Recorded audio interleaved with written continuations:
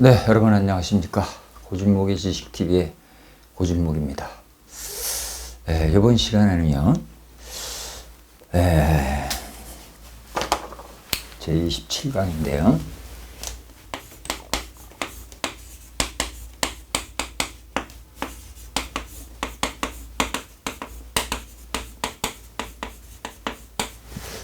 여사의 항변.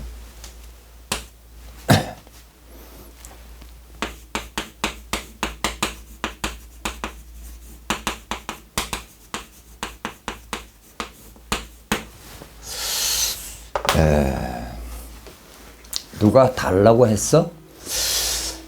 뭐 짐작하시겠지만 이걸 이제 편지글 형태로 해서 한번 제가 읽어보겠습니다. 물론 픽션입니다. 픽션. 픽션이라는 거를 여러분들이 참조하셔서 한번 들어봐 주십시오. 참 기가 막혀서 말을 안 할 수가 없네요. 제가 언제 달라고 했어요? 지네들이 억지로 갖다 줘놓고 왜 나보고 뭐라 하나요? 제가 먼저 요구한 게 아니잖아요. 자기들 속셈에 무슨 부탁을 하러 오면서 빈손으로 오기 뭐하니? 술이네, 뭐 향수네, 명품백이네, 뭐 분재네, 난이네, 뭐 이러면서 한두 개씩 가져와 막무가내로 나한테 떠넘기더니 참으로 기가 막히게도 어떤 인간은 그걸 또 동영상으로 찍어서 내 허락도 받지 않고 유튜브에 공개하지를 않나. 내가 요새 속이 말이 아니에요. 심지어는 야당 국회의원들은 이걸 가지고 뭐 특검법을 발의한다고 협박하지를 않나. 또한 그동안 찍소리도 못하던 검찰에서도 나보고 나와서 조사를 받으라고들 하지 않나. 국민들은 떼거지로 모여가지고 나뿐만 아니라 내 남편까지도 쫓아내겠다고 시위를 하질 않나. 어쩌다가 내가 이런 망신을 당해야 하는지 알다가도 모를 일이 벌어지고 있으니 내가 속이 안 터지겠어요? 이런 와중에 남편이라는 양반은 속 편하게 매일 술 타령이나 하고 무슨 어디에서 석유가 나온다고 뻥을 치다가 그것도 다 들통나서 체면을 구기고 앉아 있으니 에이구 속상해서 참. 사람들은 몰라요. 내가 남편인 대통령한테 얼마나 많은 영향력을 행사할 수 있고 또 실제로도 꽉 잡고 사는지. 그 양반은요, 나 없으면 안 되는 사람이에요. 애초에 처음에 만났을 때부터 그 양반은 돈이 많지도 않고 집도 없던 상태라 내가 신혼집부터 시작해서 살림살이를 다 내가 부담한 거 아니에요. 물론 나는 우리 엄마가 사기쳐가지고 빙신들한테 뜯은 막대한 재산 중 일부를 증여세 한 푼 안 내고 그냥 받아서 썼지만 말이에요.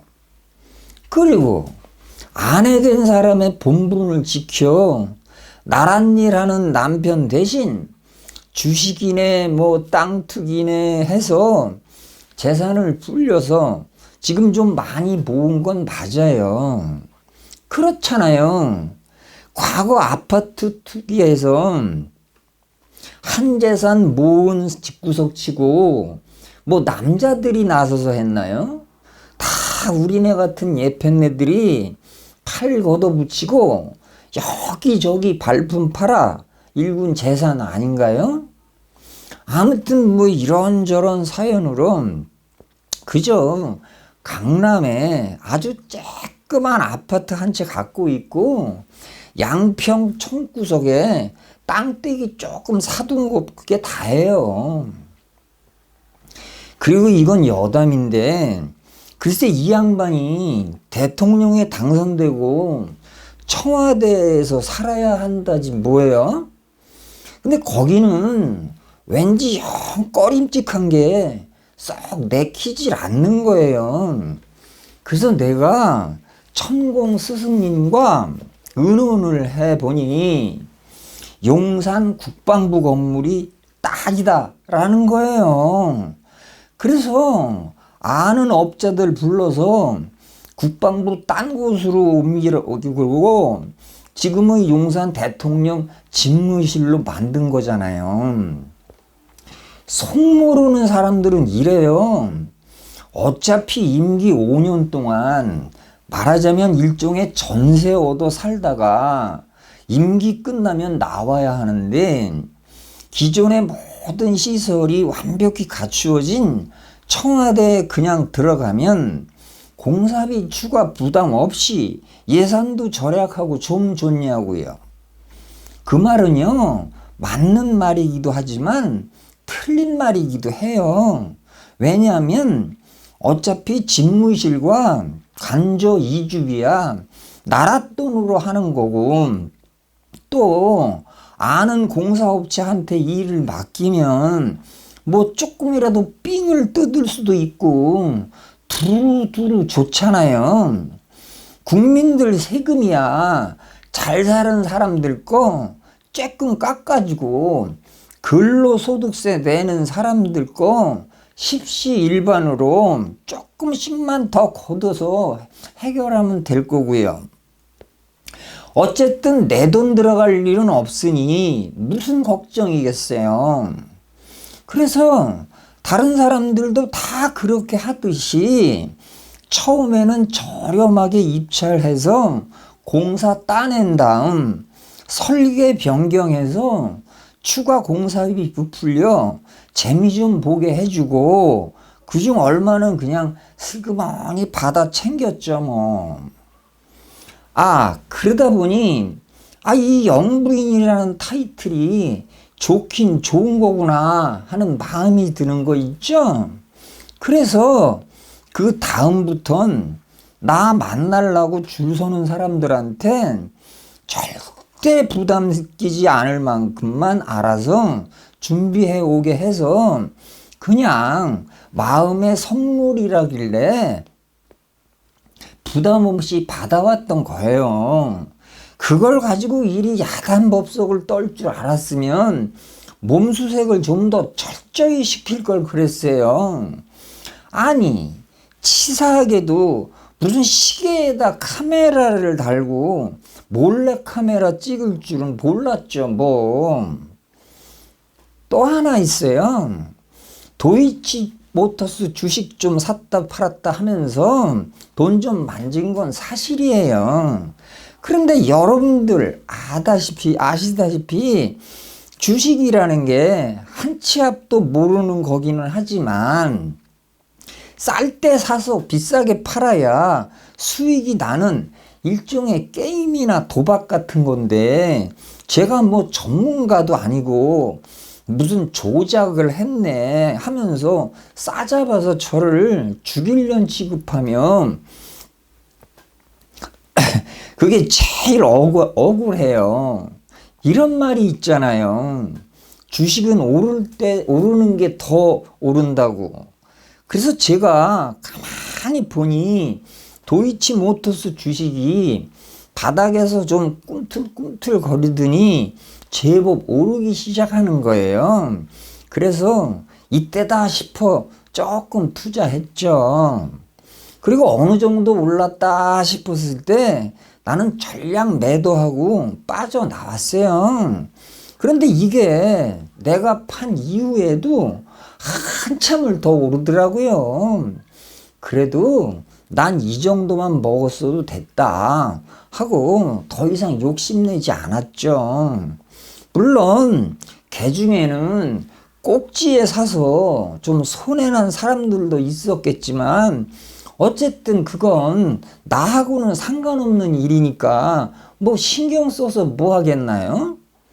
그런데 사람들이 나를 주가 조작범이라고 손가락질을 하는데 여러분 이러면 안 되죠. 그렇잖아요. 문재인 정부 시절에 있었던 일인데 우리 집 양반이 뭐 대단한 권력자도 아니었을 그 시점인데 만일 내가 주가 조작을 했다면 전 아무 무사할 수 있었을까요? 다 지난 일인데 이제 와서 특검을 하네 마네 하는 건 좀 아닌 것 같아요. 하늘에 맹세코 전 아무 관련이 없어요. 그저 운때가 맞아서 조금 벌었단 말이에요. 아무튼 전 요즘 기분이 몹시 우울해요. 그렇지만 이 나라의 영부인으로서 국모로서 품위를 지키며 살 거예요. 가끔씩 해외 나들이도 좀 나가고 하면서요. 우리 집 양반 임기 끝날려면 앞으로 3년이나 남았잖아요. 엄마도 풀려났겠다 해서 기분이 조금 나아졌어요. 그런데 제가 전혀 예상치 못한 사건이 터져버려 지금 미치겠어요. 작년에 있었던 해병대 1사단의 어느 병사 한 명이 물에 빠져 사망한 그 사건 말이에요. 큰 비가 내려 민간인 가옥이 침수되고 사람들이 떠내려가고 그럴 때 용감하게도 앞장서서 사람들 구조하게도 나선이가 여러분들 다 아시는 임성근 사단장 아니에요? 이분은 전에도 해병대원을 동원해서 홍수 피해를 막은 전력도 있고 훌륭한 사람인데 그래서 우리 남편이 수고했다고 격려도 해주고 그랬어요.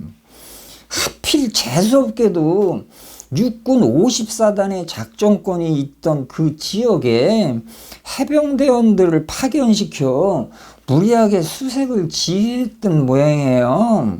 화면으로 보니까 시뻘건 흙탕물에 들어가 삽으로 강바닥을 이렇게 찔러보면서 여러 장병들이 애쓰는 모습을 보니 참 훌륭한 지휘관이구나 하고 생각했걸랑요. 그런데 말이에요. 수색하는 병사들 중 최수군이라는 일병이 그만 물속에 빠져 사고로 죽은 거예요. 하긴 구명조끼나 구명튜브나 하는 안전보호장구를 착용하지 않고 그랬으니 사고도 날만 한 거예요. 그래서 위로한답시고 1, 2계급 특진시켜 상병으로 추서해서 대전 현충원에 안장까지 시켜줬는데 그냥 그걸로 끝나겠지 하고 생각하고 말았죠 뭐. 근데 박정훈 해병대 수사단장인지 하는 대령이 혐의자를 사단장까지 포함해 8명이나 되는 군인을 범죄자 수사 의뢰를 한 거예요. 그런데 해병대 1사단장이었던 임성근 소장은 좀 억울하겠다 싶은 생각이 드는 거 있죠? 그래서 또 누가 부탁도 하고 그러길래 근데 이 대목에서 나한테 부탁하니까 내가 주가 조작범으로 몰릴 때도 나한테는 요만큼의 혐의도 없게끔 방어막을 쳐준 사람이잖아요. 그래서 그 사람이 간곡히 부탁하길래 제가 남편에게 한마디 했어요. 사단장은 좀 빼주면 안 되겠냐고요. 우리 그이가 제 말이면 꼼짝 못하는 거 여러분들도 다 아시잖아요. 그래서 슬그머니 처리하려고 한 건데 해병대 사령관이나 국방부 장관이 이미 결재를 한 뒤라서 우리 남편이 좀 화를 내면서 그래서 말했다나 봐요. 이딴 걸로 처벌할 것 같으면 누가 사단장을 하겠냐라고요. 그리고 그 이유는 여러분들이 다 아시는 얘기예요.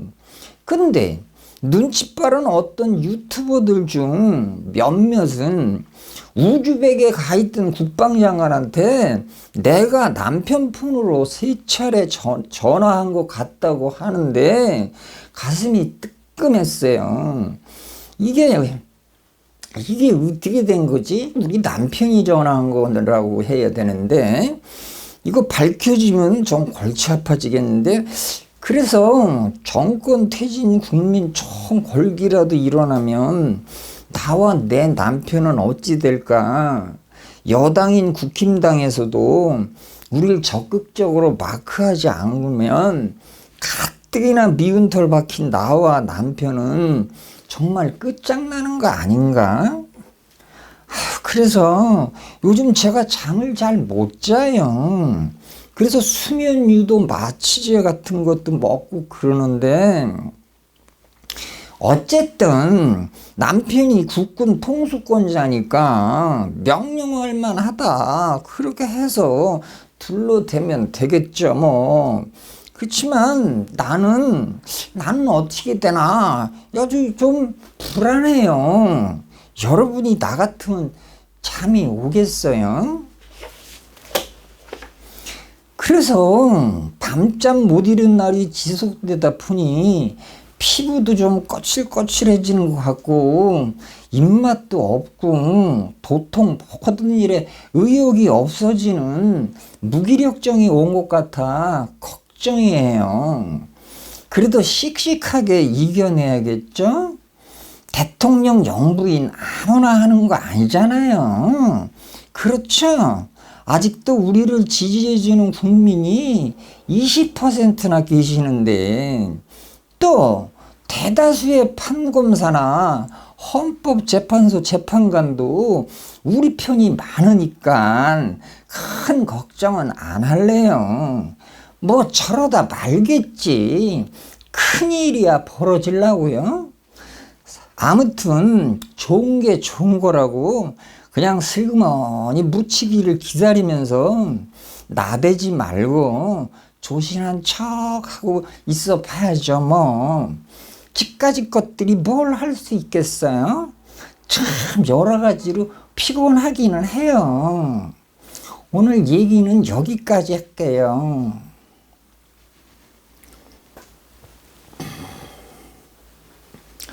아니, 그걸 지금 말씀이라고 하시는 겁니까?